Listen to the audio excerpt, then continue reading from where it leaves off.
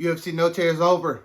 Here's my experience. I see my haters proud of me now. When I'm around, it's all smiles. I took over my whole town. Alright, to keep this thing off, I'll give this card a solid 9 out of 10. Very exciting fights on this card throughout the entire card. The first fight of the night, we had the tough finale. We had Donichenko taking on this man right here, where Donichenko was absolutely brutally able to finish this fight in the very first round. Now we have another very good tough winner inside the UFC system, and I cannot wait to see what Daniil does in his UFC career. I think it's going to be very exciting. Here's my thoughts on the rest of the UFC Noche prelims. Not really much to really write home about. But in the prelim main event, we had Dusko Todorovic taking on Jose Medina. Todorovic was able to get the first round finish after hurting him on his feet badly, then just getting the finish by choking him out in the very first round. Dusko needed this win, while Jose Medina, I don't think we'll see him in the UFC octagon soon, or if we ever do it again. Up the main card, we have Santiago Luna taking on Quang Lee, and this fight is everything you want to see out of a future young star in the bantamweight division. This man was rocked early in this fight by Quang Lee, but he was able to turn the tables in the very first round of the fight, catching him with a left hook and following up with some brutal shots on the ground. Santiago Luna just kicked off his UFC career in a very, very dominant fashion, and I cannot wait to see what his UFC career holds for him coming up soon.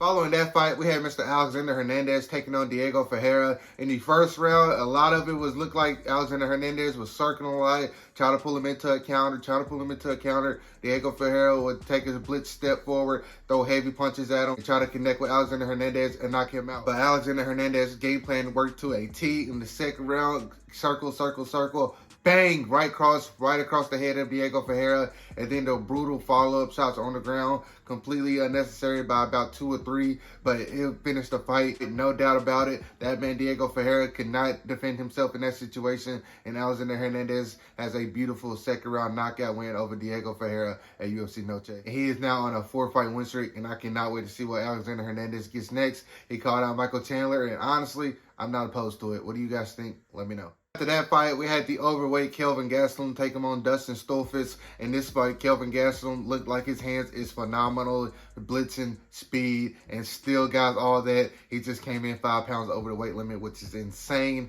But I don't think you really cut a fighter like this. You just have to tell him he has to make weight.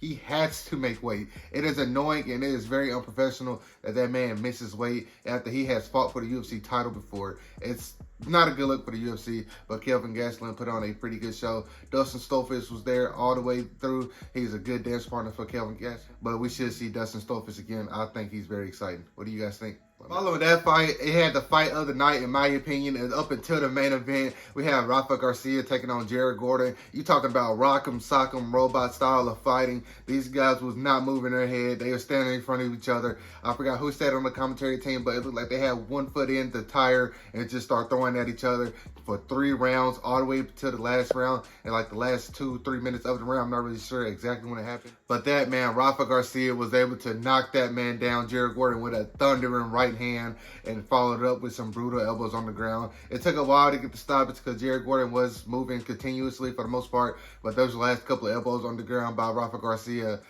put him in the shadow round. Rafa Garcia won an absolute war at UFC Noche, and I cannot wait to see what he does next, because 155-pounders should be on the lookout, because I think Rafa Garcia is going to be an absolute animal.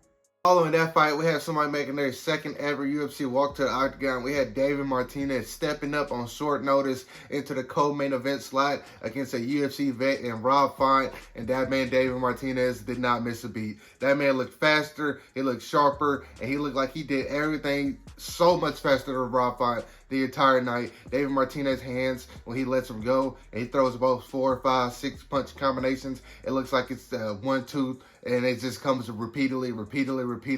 That man David Martinez really didn't slow down pretty much the entire fight, and which is crazy because the pace he was pushing from the beginning to the end was absolutely blistering. David Martinez is now a ranked UFC bantamweight, and I cannot wait to see what David Martinez does next, because I think he has the future in the UFC bantamweight division to possibly be a champion. That man's 27 years old. I know it was his second fight in the UFC, but we've seen bigger pushes in shorter time. What do you guys think about this?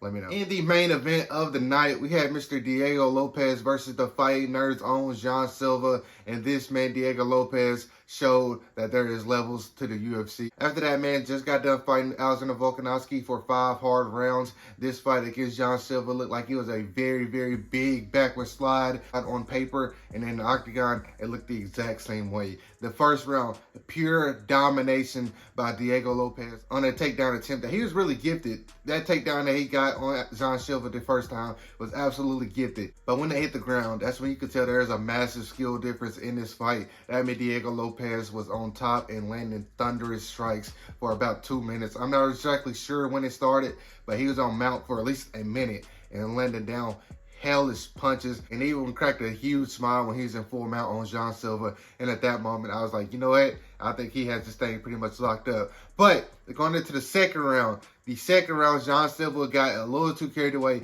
He connected some very, very good punches on Diego Lopez, and I think that some of the other 145-pounders in the division will not be able to take those. But Diego Lopez has a chin made of granite stone, and he was able to take it.